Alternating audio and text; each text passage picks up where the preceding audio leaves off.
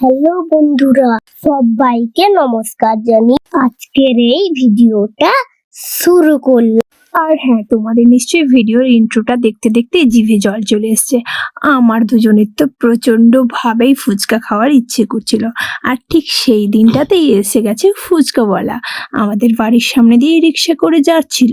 তাই আমি আর আমার ছেলে দুজনে আর লোভ সামলাতে পারলাম না। আর আমাদের দুজনের রীতিমতো টানা হেঁচড়া শুরু হয়ে যায় ফুচকার বাটিটাকে নিয়ে, কে নেবে ফুচকার বাটি। অবশেষে কিন্তু আমার ছেলেটাই জিতে গেল। ও কিন্তু ফুচকার বাটিটা আগে ধরে নিয়েছে।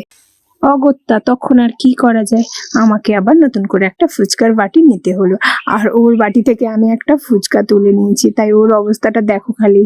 আমি তো জানতাম মেয়েদের ফুচকা খেতে খুব ভালো লাগে, কিন্তু দেখো তো কাণ্ড, আমার ছেলেটাও আমার মতো ঠিক ফুচকা প্রেমী হয়েছে।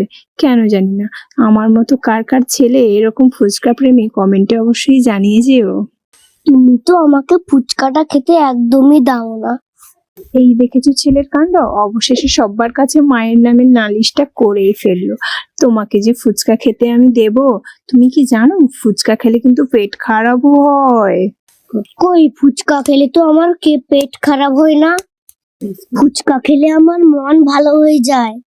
কথাটা কিন্তু একদম ঠিকই বলেছে। আমারও যতই মন খারাপ থাকুক না কেন, যদি ফুচকা খাই মনটা কিরকম একটা আলাদাই ফিলিংস জাগে। তোমাদের কি এরকম কারোর সাথে হয়? আমার কিন্তু এটাই হয়।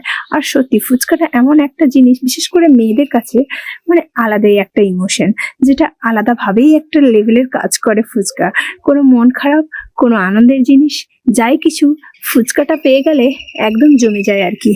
যাই হোক, অনেক ফুচকা নিয়ে কথা বলে ফেললাম। জানি সবাই ফুচকা প্রেমী, আর এখন সবার ফুচকা খেতে ইচ্ছে করছে।